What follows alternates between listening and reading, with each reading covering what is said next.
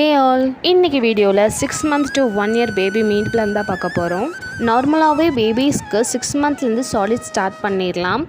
என்னோடய பேபிக்கு சாலிட்ஸ் எப்படி இன்ட்ரடியூஸ் பண்ண ஸ்டார்ட் பண்ணுங்கிறத இந்த வீடியோவில் கிளியராக சொல்லியிருக்கேன். நான் ஃபுல்லாக 180 days கம்ப்ளீட் பண்ணதுக்கப்புறம் தான் சாலிட் ஸ்டார்ட் பண்ணேன். சாலிட் ஸ்டார்ட் பண்ண ஃபஸ்ட்டு ஸ்டேஜில் வந்துட்டு ரொம்ப லிக்விட் கன்சிஸ்டன்சியில் தான் கொடுக்க ஆரம்பித்தேன்.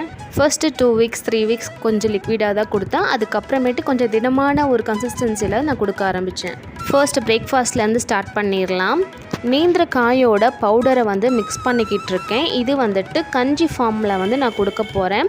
கிராஜுவலி ஃபர்ஸ்ட்டு ஸ்டேஜில் வந்துட்டு ரொம்ப லிக்விடான கன்சிஸ்டன்சியில் தான் நான் கொடுத்துட்ருந்தேன்.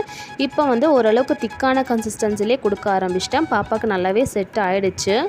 சாலிட் ஸ்டார்ட் பண்ண புதுசில் நம்ம சாப்பிட்ற மாதிரியே 3 நேரமும் வந்துட்டு அவளுக்கு சாலிட்ஸ் கொடுக்கல. ஃபஸ்ட்டு 2 weeks 2 நேரம் மட்டும் கொடுத்துட்ருந்தேன். அப்புறம் 3rd 4th வீக்கில் இருந்து 3 நேரமும் கொடுக்க ஸ்டார்ட் பண்ணிட்டேன்.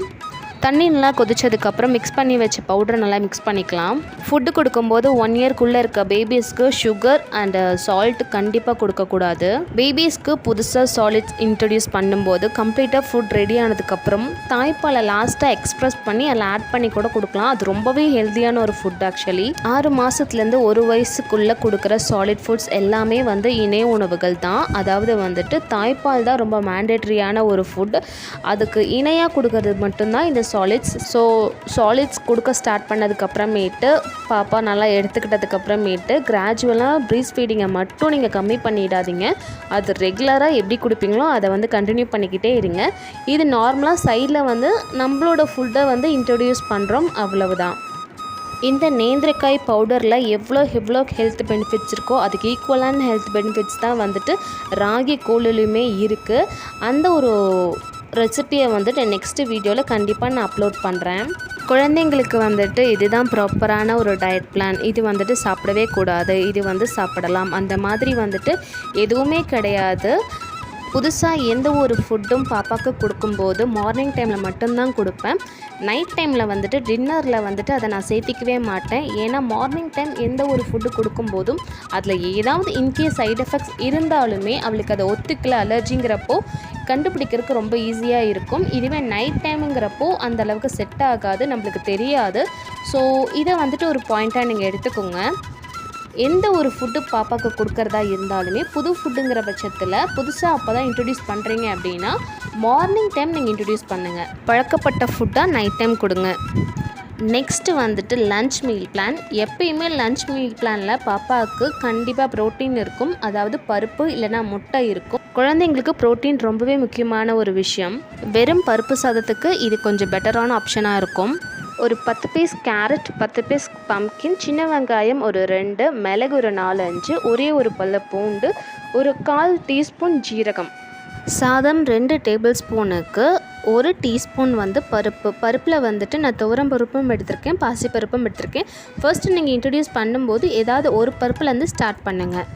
அரிசியும் பருப்பும் சேர்ந்து 1 கப் இருக்குது. இதுக்கு 3லேருந்து 4 கப் வரைக்கும் தண்ணி ஆட் பண்ணிக்கலாம். இது நல்லா குழஞ்சி வரப்போகுது. ஸோ வந்துட்டு பொங்கல் கன்சிஸ்டன்சியில் தான் இருக்க போகுது. விசிலுமே வந்துட்டு ஒரு 5-6 விசில் நல்லா குழைய விட போகிறோம். ஏன்னா பேபிஸ்க்கு ஸ்டார்டிங்கில் சாலிட்ஸ் ஆட் பண்ணும்போது ரொம்ப லிக்விட் கன்சிஸ்டன்சியாக இருந்தால் ரொம்பவே ஈஸியாக இருக்கும் அவங்களுக்கும் சாப்பிட்றதுக்கு. நல்லா பழகிட்டாங்கங்கிற பட்சத்தில் ஒரு ஸ்மாஷர் இல்லைனா வந்து பல்ஸ் மோடில் மட்டும் கொடுத்து எடுத்தாலே போதும். லாஸ்ட்டாக உப்பு வேணுங்கிற அளவுக்கு ஆட் பண்ணிக்கோங்க. இதுவே 1 வயசுக்குள்ளே இருக்க பேபிஸ்க்கு வந்து உப்பு வேண்டாம். இப்போ நான் ஸ்ரீஷாவுக்கு உப்பு நான் ஆட் பண்ணியிருக்கேன். எந்த அளவுக்கு நல்லா குழைய வச்சு கொடுக்குறோமோ அந்த அளவுக்கு அவங்களுக்கு சாப்பிட்றதுக்கு ரொம்பவே ஈஸியாக இருக்கும். மோஷன் வந்துட்டு எப்படி வந்துட்டு ஒவ்வொரு ஃபுட்டு நம்ம இன்ட்ரடியூஸ் பண்ணுறோமோ அதுக்கு தகுந்த மாதிரி இவங்க எப்படி உடம்புல டைஜஸ்ட் ஆகி மோஷன் போகுதுங்கிறத வந்து நீங்கள் நோட் பண்ணி வச்சுக்கோங்க. ஸோ அதுக்கு தகுந்த மாதிரியான ஃபுட்டெல்லாம் கொடுங்க. ஒரு சிலர் வந்து கீரை இன்ட்ரடியூஸ் பண்ணுவாங்க. எனக்கு தெரிஞ்சு அது வந்து அட்வைசபிள் கிடையாது. ஒரு 7 or 8th மந்தில் வந்து ஸ்டார்ட் பண்ணிட்டா ரொம்பவே சரியாக இருக்கும். ஏன்னா வந்து ஸ்ரீஷா பாப்பாவுக்கு ஸ்டார்டிங்கில் அது செட் ஆகலை. அவளுக்கு வந்து இன்டைஜஷன் ப்ராப்ளம்ஸ் எல்லாம் இருந்துச்சு. ஸோ ஒரு 8th மந்த்லேருந்து நான் கீரை ஸ்டார்ட் பண்ணிட்டேன். இதே மாதிரி நம்ம வெஜிடபிள்ஸோடையே வந்து கீரையுமே போட்டு அடித்து மிக்ஸ் பண்ணி கொடுத்தேன். பட் ஆனால் அவளுக்கு செட் ஆகலை. ஸோ நீங்கள் அதை பார்த்துப்புறம் கொஞ்சம் வெயிட் பண்ணி 8th மந்த்லேருந்து ஸ்டார்ட் பண்ணேன். அப்புறம் இப்போ அவள் நல்லாவே சாப்பிட ஆரம்பிச்சிட்டா. இப்போ அவளுக்கு எந்த பிரச்சனையுமே கிடையாது. ஸோ ஒவ்வொரு ஃபுட்டுமே பார்த்து கொடுக்கணும்.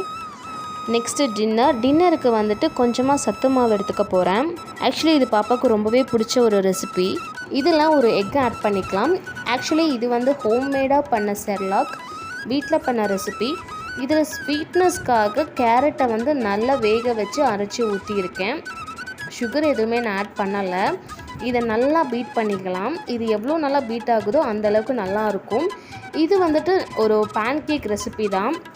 இது யூஸ்வலாகவே பண்ணுற ஒரு ரெசிபி தான். இதில் வந்துட்டு வீட் ஆட் பண்ணலாம், இல்லைனா வந்துட்டு நெய்ந்திரக்காயோட பவுடர் ஆட் பண்ணலாம்.